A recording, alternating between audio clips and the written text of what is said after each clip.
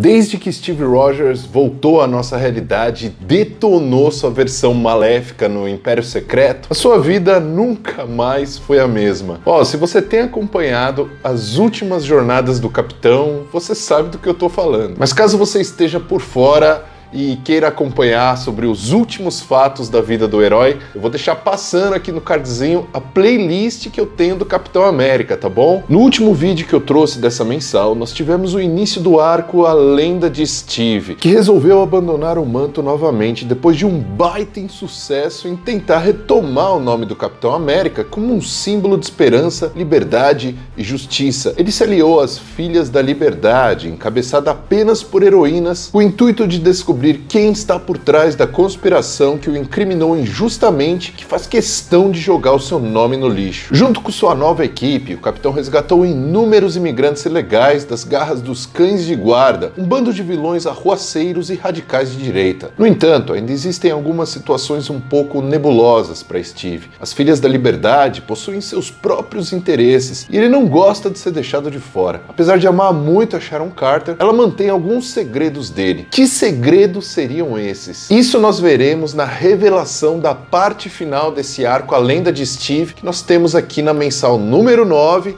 número 10 e número 11. Então vamos lá? Olá, tudo bem com você? Eu espero que sim. Meu nome é Lucas, esse é o Quartinho Nerd. Durante uma blitz em um galpão, o honesto policial Angel Larry Moore é assassinado a tiros junto com outros policiais. Enquanto isso, na mansão dos Carter, as Filhas da Liberdade apresentam ao Steve Rogers a elite do poder, um conglomerado formado por pessoas notórias que são responsáveis pelas recentes tramóias envolvendo o Capitão América e o desejo de causar instabilidade no governo americano. Misty Knight diz que uma das principais agentes da equipe trabalha para desmascarar esse conglomerado. Quando Steve pergunta quem é ela, as heroínas não respondem. Mas a essa altura a gente sabe quem ela é, né? É a Peggy Carter. Mas ela já tá morta, há muito tempo. Como ela voltou à vida, a gente ainda não sabe. Quando o Capitão fica sabendo da morte do policial na Blitz, ele resolve ir atrás de pistas. Chegando na casa, ele se surpreende ao ver membros dos cães de guarda sendo atacados pelas Filhas da Liberdade. Depois de vencer o combate, elas entregam a ele uma fita que contém a informação de que precisa. De volta à mansão, eles conseguem descriptar as imagens que revelam a identidade do atacante. Seu nome é Flagelo. O Flagelo é um personagem criado nos anos 80 e ele é um justiceiro, mas ele não é como Frank Castle. Quer dizer, ele é violento como Frank, ele mata criminosos e vilões, só que a diferença dele pro Justiceiro é o fato do Flagelo não ser uma só pessoa, mas sim várias. Aliás, o Flagelo do Submundo era uma espécie de organização, desses terroristas, desses vigilantes que saíam à caça de vilões. E fazia um bom tempo que o Flagelo não aparecia. Então, por que ele voltou? Existe uma razão para isso. Em um bar isolado nos arranha-céus de Nova York, o prefeito Wilson Fisk tem um encontro com Alexa Lukin, a líder da elite do poder. Ele insiste para que possa ver os arquivos dos recrutas que foram enviados para ingressar na polícia. No massacre que resultou na morte dos policiais, o Fisk acredita que o justiceiro que os matou seja um policial infiltrado, mas ela nega o pedido. O Fisk foi auxiliado pela elite do poder para se tornar o prefeito da cidade. O mínimo que ele pode fazer é respeitar sua decisão. Só que é claro que o Fisk, o rei do crime, não vai admitir algo do tipo. Quando ele vai confrontá-la, Alexa mostra o seu poder mágico e Fisk é empurrado para trás. O vigilante que massacrou os policiais não é um de seus agentes. E isso basta. Quando ela sai de cena, o Fisk fica mudo, controlando sua raiva. Ele não pode fazer nada. Enquanto isso, as Filhas da Liberdade e Steve Rogers procuram antigos locais abandonados onde o Flagelo passou, mas as pistas são frias. A única que vê algo diferente é Misty Knight, que é surpreendida por alguém. O Steve ouve tiros e corre em sua direção. Quando entra no esconderijo,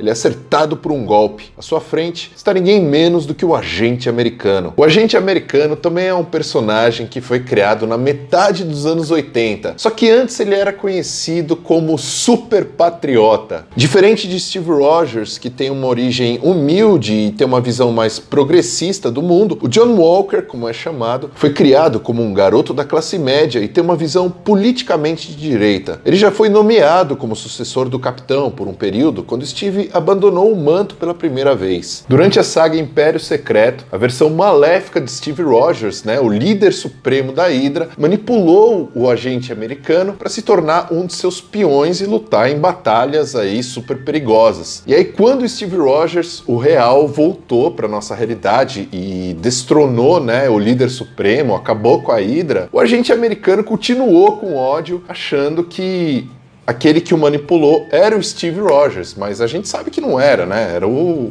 a versão maléfica dele. Por isso os dois trocam golpes. O Cap só não é derrotado porque a Misty Knight acorda e usa sua tecnologia para prender o agente. O Steve explica que eles são amigos, que têm milhões de razões para discutirem os ocorridos durante o Império Secreto. Mas a verdade é que existe um flagelo à solta, um assassino de policiais, e isso é muito mais importante do que qualquer outra coisa. O John diz que o flagelo não é um homem, seria simples se fosse. Flagelo é uma ideia. E aí entra a razão do retorno desse terrorista, esse justiceiro. O flagelo é uma ideia. E ela só se torna importante quando encontra o seu momento. Essas são as palavras de Misty Knight. Olha quem está no poder atualmente. O rei do crime é prefeito de Nova York. Alexa Lukin e seu marido ressuscitado perambulam como líderes da elite do poder. Von Strucker era o diretor de uma cadeia com autorização do governo dos Estados Unidos. Quer dizer, só gente suja e barra pesada. Não seria a melhor hora para o surgimento desse justiceiro terrorista e caçador de vilões?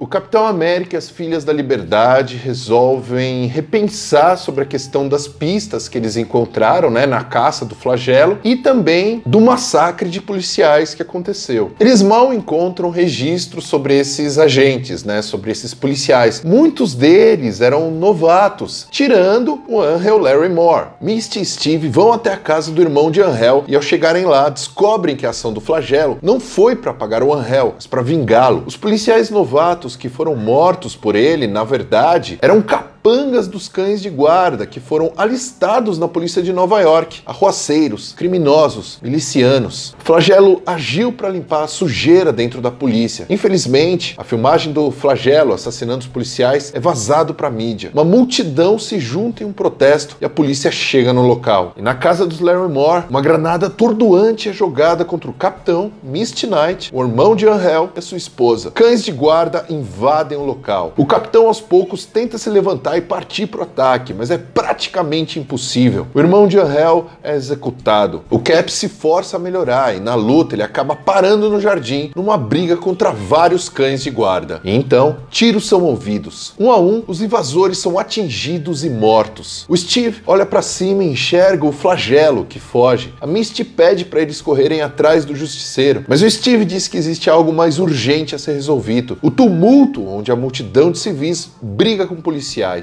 As Filhas da Liberdade vão juntas com o capitão até o local e, num belo discurso, ele consegue fazer as pessoas dispersarem. O seu nome ainda é confiável e Steve se sente feliz por isso. Um dos policiais comenta que eles encontraram a localização do flagelo. Ele está isolado em uma cabana na floresta. Quando o Capitão América chega, ele é recebido por inúmeras torretas que disparam automaticamente contra ele. Sem dúvida, aquele é o local onde está o justiceiro flagelo. O Steve usa suas habilidades e quase consegue capturar o terrorista. Infelizmente, o justiceiro se coloca na frente das torretas e é alvejado até a morte, sem deixar qualquer informação para o capitão. Antes de morrer, o flagelo murmura para o Cap: a justiça sempre deve ser feita. O Steve se lamenta e ele volta para a base das Filhas da Liberdade de mãos abanando. Em outra parte, John Walker, o agente americano, olha para a máscara do flagelo. Será que ele vai se tornar o novo justiceiro? Tá aí uma pergunta que ficamos sem saber a resposta. De volta à mansão dos Carter, a Sharon elogia o Steve pelo feito de hoje. O seu discurso foi motivador e o fato dele ter sido considerado o responsável pela eliminação do flagelo,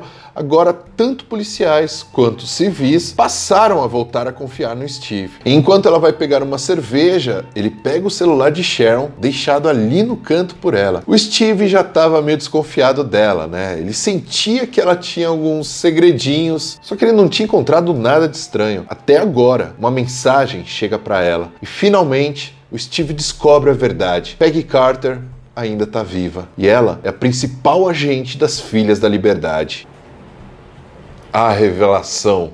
Steve está numa espécie de biblioteca. Lá, ele é recebido por Agatha Harkness e seu gato. Não era quem ele esperava, né? Ele queria ver a Peg. Mas a senhora feiticeira o convida para uma jornada que se mostra necessária para mostrar ao capitão tudo o que se refere às Filhas da Liberdade, Peg e até mesmo Alexa Lukin. A Agatha Harkness é uma poderosa feiticeira e, cara, ela é antiga, viu? Ó, só pra você ter uma ideia, ela era a líder das bruxas de Salem, lá no século 17. A Agatha também foi a mentora da feiticeira Escarlate, ensinando pra ela os passos da magia. A bruxa e Steve entram por uma espécie de portal que os leva a séculos atrás, onde podemos ver encontros de mulheres com ideias libertárias, com liberdade de sentimento e expressões. Só que em uma realidade onde ser mulher era ser submetida à vontade do homem, onde mulheres não eram alfabetizadas, esse tipo de encontro era considerado bruxaria e elas foram executadas. Porém,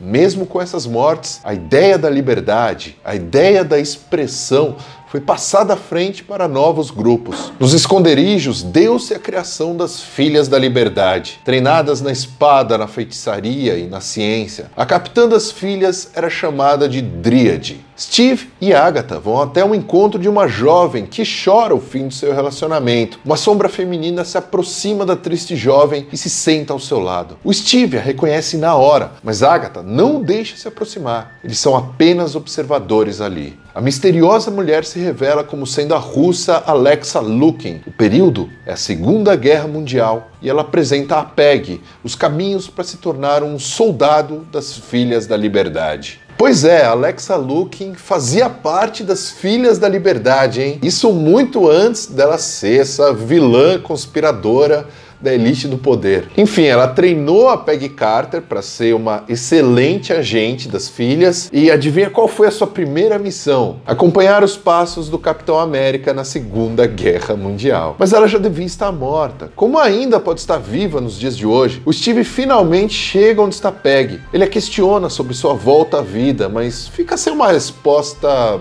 clara. Ela apenas diz que Alexa é uma feiticeira que possui conhecimentos da necromancia. Por isso ela e Alexa ainda vivem. Com o passar do tempo, ambos seguiram por caminhos opostos. Enquanto a Peg passou a comandar as Filhas da Liberdade no anonimato, Alexa foi servir os ideais soviéticos. Ela foi uma pessoa-chave no programa Soldado Invernal, por exemplo. E depois, ela se casou com Alexander Lukin, que foi baleado por Sharon Carter. Anos depois, Alexa voltou para se vingar. Na última missão de campo de Sharon, que eu já comentei aqui no canal, Alexa a sequestrou e com um feitiço arrancou uma parte da alma de Sharon. Esse encantamento formou uma espécie de pedra que Alexa carrega consigo. Se eles resgatarem a pedra, esse pedaço da alma de Sharon, ela poderá ficar salva.